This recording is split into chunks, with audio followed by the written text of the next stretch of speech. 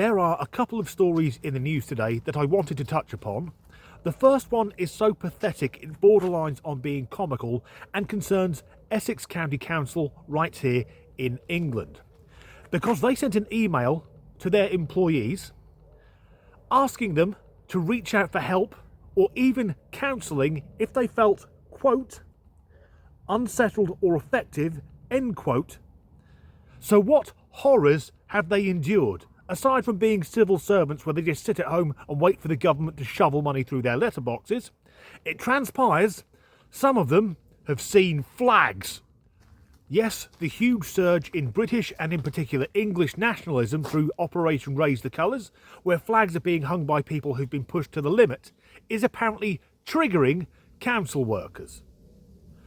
Now, the rise in English nationalism for me is interesting being an Englishman because there's an old joke that goes, I'm a proud Irishman, said the Irishman. I'm a proud Welshman, said the Welshman. I'm a proud Scotsman, said the Scotsman. And I'm a proud Englishman, said the racist.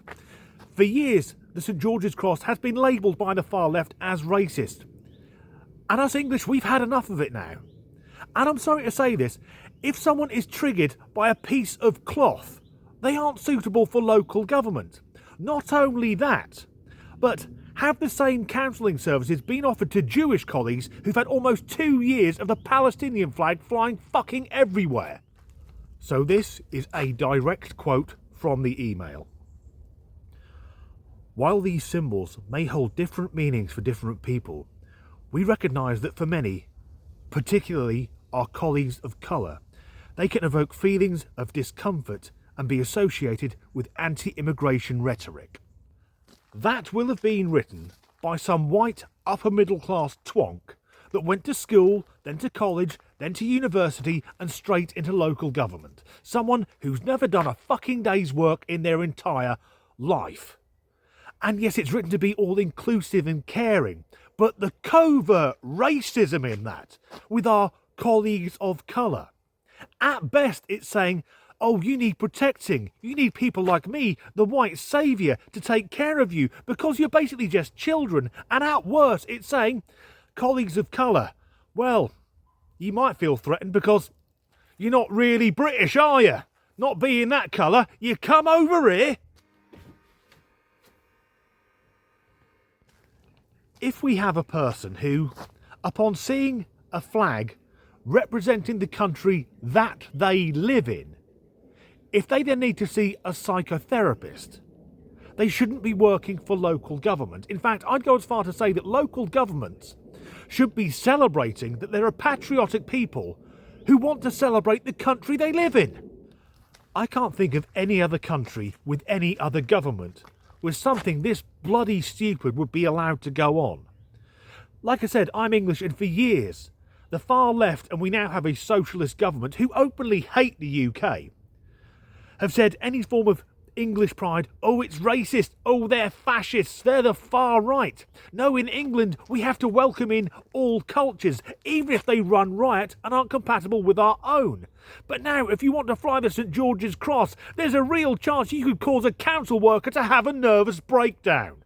So the St George British flag is here. You can see it right here. Alright. And like I said before, I'm going to put this flag right on top of my house. No one will put it down. If you want to try, go ahead. You'll see what happens. And like I said before, be proud of this flag. And don't let anyone tell you otherwise. Good man. I can't help but notice he's a person of colour who apparently doesn't need to sit in a room and talk about his feelings because the St George's Cross is being displayed above his own house.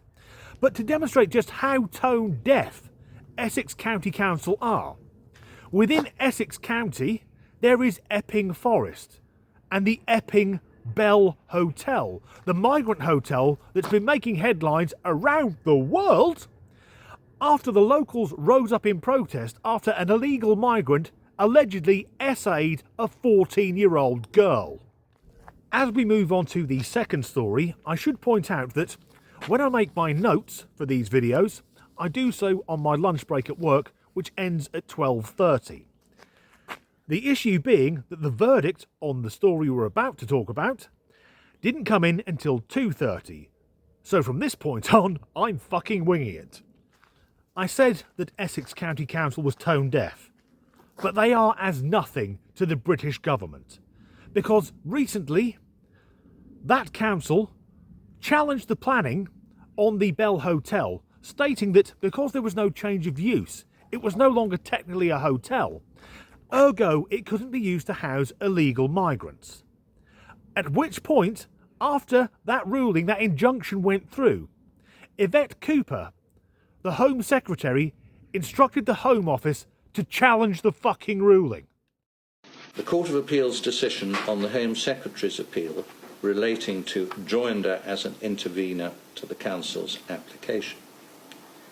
The Court of Appeal grants the Home Secretary's application for permission to appeal against the decision dismissing her application for party status, and further grants the Home Secretary intervener status in the litigation between the Council and Somali. The Home Secretary has clear statutory duties towards asylum seekers in this country under the Immigration and Asylum Act 1999. These include the duty to provide support to them and their dependents, and to prevent destitution among this cohort. So to clarify, and I'm no legal expert, what's happened is the government now has the right to appeal against the injunction to stop the Bell Hotel being used to house illegal migrants.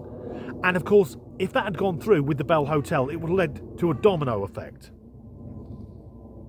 What is going on with our government? Read the fucking room. There are people out protesting every weekend. They don't protest in the week like the pro-Palestine lot because they've all got fucking jobs. Immigration is the #1 issue in British politics. A victory is won by a council against not the hotel, but the use of the hotel, and our government's response is to fucking challenge it. So, the fighting age men who've made their way to this country from either Africa or the Middle East, they've got all the way across Europe, sleeping in tents around criminal gangs. But the second they get here, they cannot be destitute. They can't live in tents anymore. They need the penthouse at the fucking Hilton. Why do you think they're coming? As a quick aside, some of you may know I'm working on a musical project called The Silent Majority. That's the plug out of the way. The reason I picked that name is the same reason that when I'm not ranting about transvestites and people arsing about with pronouns, is I hope I'm speaking for the majority of people, in particular the majority of the English people, who were scared of talking out loud in case the stormtroopers kicked their fucking doors in. Us Brits, we aren't racist, we aren't xenophobic, but we're sick of having the piss taken out of us.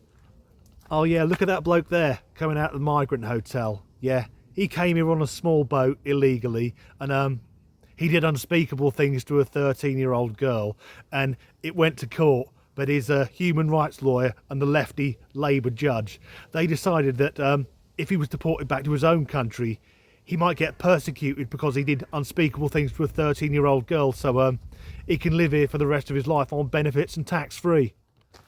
We are being governed by fucking morons. None of them are in touch with the public. Angela Rayner has just bought her third property and dodged £40,000 of stamp duty by working within the law but juggling things. This is a working class woman. The Labour Party, they're called Labour because they were meant to represent the working people. She now has an 800 grand flat in Brighton. And Keith Stalin, our illustrious leader, now whenever he goes out he's surrounded by 9 coppers. That isn't normal. Epping. The Epping Hotel, the Bell Hotel. That case is going to become the British Labour government versus the will of the British people. What the fuck are they playing at?